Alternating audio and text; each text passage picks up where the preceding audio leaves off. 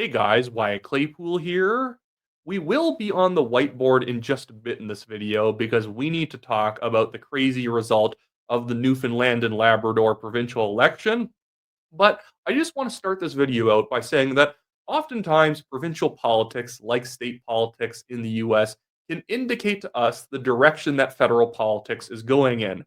And based on what just happened in Newfoundland, Mark Carney and his Liberal government should be kept up at night because they do not have any policy wins on the federal level. And we've just seen on the provincial level that a seemingly popular premier in a province where all the pollsters were pretty much saying the Liberals were going to win another majority government is not an actual guaranteed win.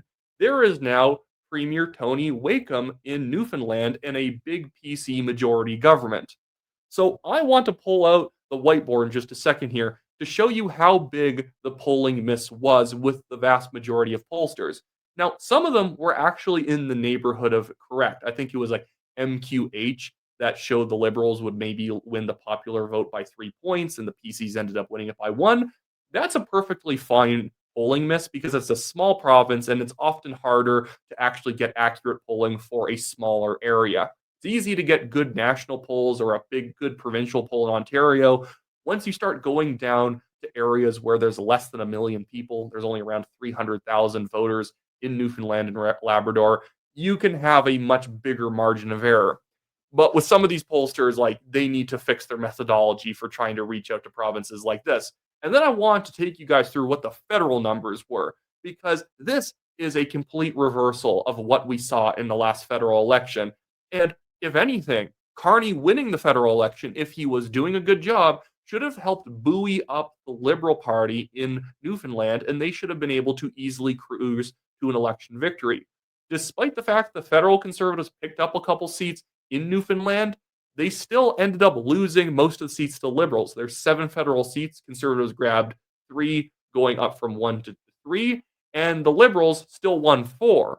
So, if anything, if elbows up and all that stuff was really working on people, and there was a new kind of renaissance for the Liberal Party, this should have been a walkover, especially because John Hogan, apparently according to Angus Reid, and I think they're a good pollster, had a 51% approval rating, which again should scare Mark Carney because he has an okay approval rating. But this is demonstrating people thinking you're a good guy doesn't mean they want your crappy policies. But now let's ghetto pull this whiteboard over here so we can talk about what happened in Newfoundland. I'll just put right NFL for Newfoundland to keep it simple for you guys because you don't want to see me writing down Newfoundland and Labrador on both sides of the board. But we're going to have NFL polls. This is going to be the polls one. And then reality over here. I know some people will say that, well, this shows you can't trust pollsters. Again, there was a pollster who actually did a good job here. It demonstrates that some pollsters have a heavy urban bias. Because when I look at Main Street missing this thing by 20 points, it's probably more so that they just really weren't caring enough, that they were getting way too many people in Cape Breton and way too many people in St. John's answering their polls, and not enough people in those small fishing villages, which were the reason why Polyev, even though they lost seats in Nova Scotia, ended up picking up seats in Newfoundland. They spoke to the fishermen in these small villages who care about how bad the fishing quotas have been, and they actually want to bring back the seal hunt. They promised those things, and they won those seats, which is now why I now like to call it Bluefoundland, because the majority of the Newfoundland part of it is blue now on a federal level, and on a provincial level, it's very, very blue. So let's look at what all the pollsters generally said. And I'm not trying to roast everyone and be like, oh, what an idiot. They couldn't get this thing right. But, I'm going to do a little bit of that at least. But here, let's go through. We have Forum, we have Main Street. Just write down Main. We had Cardinal.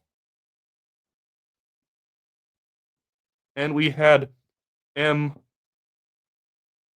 It's not MQH, sorry guys, MQO. So this is the leads that they showed for each of the parties. Forum assumed the Liberals were going to win the popular vote in Newfoundland by 10 points. Main Street thought that they were the Liberals, the provincial Liberals, and John Hogan were going to win it by 20 points. Cardinal, not too bad, said 8 points, and MQO thought the Liberals were going to win by 3%. And remember, this is in a province where John Hogan has a approval rating of literally 51%. So this is not a disliked guy. He was, in fact, the fourth most liked premier in the country. Now, he was only the premier since May, since he had to take over for Andrew Furey, but Andrew Furey was pretty popular, and of course, he was backing up John Hogan, and he still lost. So let's go over to reality, and I will write down what each of the parties got, because this was not great. So overall, the reality of the election, so let's just write down result here, or let's just go down for the full results. So with the full results, the PC party got 44.4% of the vote. The Liberals ended up getting 43.4%, so it is a 1% victory on the national poll for the overall provincial numbers for the PCs. And the NDP ended up getting 8.3%. Now, I will tell you, it's not like these other pollsters just had way too many NDP people saying they were going to vote Liberal, but then they ended up voting NDP. In fact, pretty much all of the pollsters over here were indicating a way higher NDP vote than they actually got. I think Main Street said that they were going to get 12. Other ones said that they were going to get 13 or 10, and they only got 8.3. This is what you call a too strong urban bias. But let's give a lot of credit to MQO, because plus 3% in their poll, when you actually put it into a model, kind of trying to predict how many seats each one would win, they actually assumed that because there's a high concentration of Liberal vote in St. John's, where it doesn't really matter if you win a seat by 60%, it's still just one seat. That plus 3 still indicated the PCs were going to win a minority. So we can actually give a win here to MQO. They did a very good job in this election. And so the seat counts that we've actually generated out of this election are, we got 21 for the PCs, we have 15 for the Liberals, and then you have 2 for the NDP, and then there was also some independents that also actually got 2 seats. And I believe they tend to be more conservative-leaning independents. So overall, great news for people in Newfoundland. I knew that the Liberal government out there was not nearly as bad as many other Liberal governments, because it's Newfoundland and it's like the second oil and gas province, so you had to be somewhat pro-oil and gas. And I'm not going to get into the internal issues of why the polls went this way. It's probably a little voter fatigue. They don't really like the Liberals having been there so long. They weren't great when it came to fiscal management in a lot of ways, which is sad, because I thought Blaine Higgs did a great job when he was New Brunswick premier. I think they just ran a really lackluster campaign, because he was able to have surpluses in New Brunswick for 3 years in a row, which is like impossible in Atlantic Canada, because the culture and people who live out there can probably agree with me that there are a lot of people who just don't really consider fiscal responsibility as a high priority, because it's an equalization region. So actually being fiscally responsible may actually lower your transfers from out west. But anyways, yeah, this was pretty bad. But let's just show you. I'll just show you maybe right here. We'll just kind of highlight it over here, what the federal results looked like. So federally, in Newfoundland and Labrador, do you know what the Liberals got federally out here? They had gotten 54%. And the Conservatives, not doing too bad, but not fantastic, had gotten 39%. So yeah, this is a bit of a turnaround, having the Liberals on a provincial level fall 11 points and the Conservatives gaining 5.5 points in the polls. This means if you actually had a new federal election, Conservatives may actually be able to pick up one more seat here. And if this is indicative of anything across the rest of Atlantic Canada, you are going to have the Liberals potentially lose 6 or 7 seats in an area where they usually want to be running up the score. And now I want to take you guys. We can now just kind of shuffle this out of the way. Look at my super high budget, everyone. I don't even have someone who can carry that away for me. I want to talk to you guys about just social media a little bit and what the Liberals are currently doing. Because what they post on social media, you're watching me have to adjust my camera because I'm stupid and I don't do it before these videos. What you post on social media is like your best foot forward. Your current, if there was an election going on, what argument you'd be making to voters. And saying that what the Liberals are doing is bland is an understatement. I think that food in prisons must be more flavorful than the sorts of things that the Liberals are putting out. It's like they've never left the election campaign. They're not announcing anything very big. They're announcing a lot of pie in the sky nonsense where they're just saying they might do something. But this is the latest video they just put out today after their provincial allies got walloped, and at the same time, that Pierre Poilievre is actually on an upswing right now, going after the TFW program and a lot of other, bad liberal programs like the gun buyback, which it's being rumored is going to be shut down very soon because of just how badly the rollout is in Cape Breton. Nobody's going to sell their gun back to the government, and the government knows it, and the government knows that it would look optically bad if they started forcing people to do it. But here's what the Liberals are posting right now. After a year in which Canadians have faced an increasingly dangerous and divided world, and the shock of a trade war that's causing big economic uncertainty. These aren't just changes, they're not just a transition, it's a rupture. And Canadians have taken 3 big lessons from this upheaval. And the first is that we have to look out for ourselves. And that's why Canada's new government is focused on protecting our communities. He's so boring. He was gifted the fact that Donald Trump kept talking about the Canadian election during the federal election, because as an actual person, he has nothing. He has nothing to say. Like, what the heck was this last thing he just said here? And that's why from this upheaval. And the first is that we have to look out for ourselves. Well, the thing that we learned from this upheaval is that we have to look out for ourselves. What was the second lesson? That we have to not eat our own thumbs? What are you talking about? Oh, wow. I guess our country has to be a country and not, like a vassal state of another country. Like, we were already that. I don't know what he's even trying to communicate here. And that's why Canada's new government is focused on protecting our communities, protecting our borders, protecting our country, and protecting our way of life. And that's from more RCMP and border security officers to new legislation that combats hate, tightens the criminal code, and toughens conditions on bail. They're not even getting rid of Bill C-75. It's all complete nonsense that they're actually going to pursue bail reform. What they're going to do is maybe give prosecutors and judges a couple more tools to hold somebody in prison, but the general principles of Bill C-75 are still in place, which means that if prosecutors don't bend over backwards to make a legal argument to hold someone, they will be automatically released no matter what their criminal record is. And that is currently the problem. Giving extra tools to prosecutors doesn't really help them, because they don't really have the time of day to be filing legal briefs on why a multiple,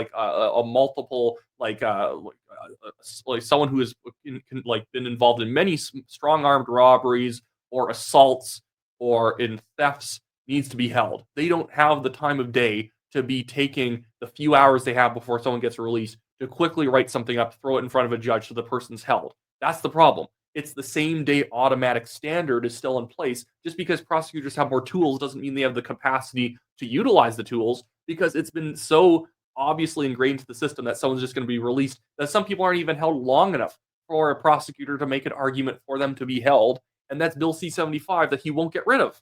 It's maddening. Now, the second lesson I think we've taken over the past year. Don't sniff glue. I don't know. Canadians have learned that we have to focus on what we can control. And that's why I haven't lowered taxes barely at all. In a rapidly changing world, that means building our strength here at home. And that's why Canada's new government is moving swiftly with measures to build one Canadian economy, millions of more homes, and major projects that will connect and transform our nation. And you see the problem here is none of this has happened. This, again, looking at these Newfoundland numbers, looking at him falling 11 points compared to the provincial results, this is why it should be terrifying to him, because he's not done anything. He talks about doing stuff. Of course, there's talk, but there's no actual, well, here is the new thing that we've just done that's going to make your life better. Here's another policy release they put out yesterday, and it's along the same lines of just pablum. Liberals. Last week, Mark Carney announced 3 key measures from our upcoming budget to empower Canadians with lower costs and new opportunities to help you get ahead. Lower costs and protecting essential programs for Canadians. Here's one. Launching automatic federal benefits. Stupid. I don't want people to get automatic federal benefits. If people qualify and they don't fill out the forms, you don't get them. I am sorry. Yes, we can have accessibility kind of measures in order for people who it's difficult to actually be able to do all the filing and whatnot to be able to get them. Yes, if you're disabled, maybe we can do something. The problem is we have too much of a welfare culture, and this is going to make it worse because he's saying, oh, people aren't getting access. I saw another press conference where he's like, people aren't being able to fully access all the benefits they're entitled to. And so we're going to make it so that people are basically like the government shoves it towards you and says, take these. And he's saying it's going to be hundreds of billions of more dollars over the next several years that people are going to take out from other taxpayers because the government is really pushing more benefits at them. This is a Trudeau-style handout program that he did when he was in political trouble, which is what Carney is in right now, which is what he's indicating to us by doing stuff like this. The other one, making the National School Food Program permanent. You could just lower people's taxes significantly and they could actually pay to give their kids like a sandwich and a banana to go to school. The problem is, I hate this culture. Oh, the economy sucks and people are struggling. Well, how about we waste even more taxpayer money, not just giving people back their own money so they can afford it themselves, but how about we start a bloated program to give people to do the food ourselves, like to do the food for them? Like, no, you guys don't seem to have a very high view of the individual. And then the last one here is renewing the Canadian Strong Pass. Canada Strong Pass. I don't even know what that is. Is that some like travel thing? Like, let's have some sort of Canada Parks Pass where you can go to every Canadian park if you pay a certain amount of money. I have no clue. But is this getting your goat as a voter? Are you going to be like, oh, wow, better re-elect these guys? And now we have Gregor Robertson, the awful former mayor of Vancouver, who is now our awful housing minister, trying to get people excited with our new housing program. Look, Canada's new government is taking bold action to fix the housing crisis. Well, I guess if they keep saying bold, then I'm going to think they're bold. That's how life works, right? The Housing Design Catalog features ready-to-build designs that will streamline home building by cutting red tape, speeding up approvals, and lowering costs. With these practical tools in builders' hands, we're making it faster and more affordable to build the homes Canadians need so that everyone has a place to call home. I feel like if you actually look through the housing catalog, one, you're going to get a lot of prefab garbage. But also, I feel like if you dig down enough, the companies that seek to benefit the most from basically a standardized catalog of home designs is probably going to be some sort of a liberal ally. Now, I can't prove that, but I feel like eventually I'm going to see something from Blacklock's reporter or Moose on the Loose basically showing, oh yeah, this is owned by Brookfield that does this specific type of home that the Liberals are incentivizing everyone to build. What do I know? But yeah, it's not been fantastic. And again, none of this stuff is going to actually encourage Canadians to vote Liberal again. This is just stuff. It's just the type of stuff that Trudeau was announcing in his last couple of years because, he's lost momentum and, well, let's start a food program. Let's start a dental program and maybe people will all vote for us. I just went to the dentist the other day. I hate the universal dental program to the point I just pay out of pocket because who cares at this point? And now I do like this post. I want to finish on this post by Pure Polyev because it's kind of a sequel to one of my other favorite Polyev Twitter posts that he's ever made, which he's right about. He calls Nazis socialists because they are socialists. Nazis are not right-wing. Not at all. But Polyev here, actually responding to a post from his wife, says, Nazi socialism, Soviet socialism, narco-socialism, and all other forms of socialism move at different speeds, but always to the same destination. Impoverished hell for the many, and special powers and wealth for the few. Only freedom, free speech, free enterprise, and free choice empowers all to fulfill their potential and live a good life, live good and great lives. Now, this triggered so many people on the left, especially David Musgrove, who is just a full-on socialist. He writes for what was it? It's just some pathetic left-wing newspaper. But he was saying, "Oh my goodness, Polyev and others saying that Nazis are socialists are spreading Nazi propaganda because the Nazis wanted people to think they're socialists, as if the socialism part was what like made them cuddly or something." No, Nazis are in fact socialists. People will do this stupid game where they're like, "Well, they weren't the Soviets and they weren't like the communists, so they can't be socialists." Soviet communists, Maoists in China, fascists in Italy, the Nazis in Germany, the Peronists in Argentina, they are all socialists because socialism is societal or more like state control of the economy. You think there were a lot of fancy Dans and other free individuals around Nazi Germany opening up shops, selling whatever they want, and having any deal with their workers they wanted? No, everything was extremely controlled. In fact, one of the first things the Nazis did when they got into power was remove property rights from the Constitution, which allowed them to do such things as remove business ownership from anyone who didn't want to follow their plans, to completely depriving Jewish people of all their property. That's how they did all that, because they don't, in fact, like property rights at all. They don't like capitalism because they're anti Semitic and they considered capitalism to be Jewish. But for some reason, you get all these mouth breathers on the left who don't like the fact that their ideology ends in someone's death and destruction, trying to separate themselves from it. Every once in a while, you'll get an idiot out there, and I'm just being as blunt as possible here because you should with these people. They'll be like, "Well, the Nazis were right wing because they're racist." It's like Pol Pot was extremely racist. Do you think the Chinese government is super tolerant? Do you think that the Soviet Union was super tolerant? They pretended at times. Not really. Being racist is not a left or right thing. It's just a thing. Pol Pot's people killed anyone who wore glasses and would go after anyone for being Vietnamese. You think that made the Cambodian Khmer Rouge right wing? My goodness, these people are dull as a doornail. They'll call Bernie Sanders a great example of democratic socialism. At the same time, Bernie Sanders is not nearly as socialist as the Nazi government was or the Italian fascist government was. They fully controlled the economy. In Nazi Germany, if you wanted to build a typewriter, they would make you catalog all the materials that you need to build it. They would make you give them over your designs. They would basically tell you how many workers you were going to hire and how much you were going to pay them and what their benefits were going to be, and then how much you were allowed to sell the thing at the end of the day, because they profit capped you, because they in fact did not like profit. They knew you have to have some level of profit, and even in the Soviet Union, people who ended up selling items still needed to keep a little bit for themselves so that they could actually function. They are socialists. That is how a socialist economy works. They tell you what you can do and how much of it and what you have to use to do it, both in material and labor, and then how much you're allowed to actually profit off of it at the end of the day. They actually, in fact, banned profit from the train system in Germany because Hitler didn't like profit. And so the entire train system had to operate on a zero profit basis, which meant by World War II, the entire train system had been very heavily worn out from having extremely low ticket costs and having no incentive to actually reinvest into it at all. But anyways, what do I know? I'm just a capitalist shill. That should be it for me today, guys. Hopefully you didn't mind this random rant at the end on Nazis being, in fact, socialists. But it's just something I always gets under my skin, so I like to talk about it.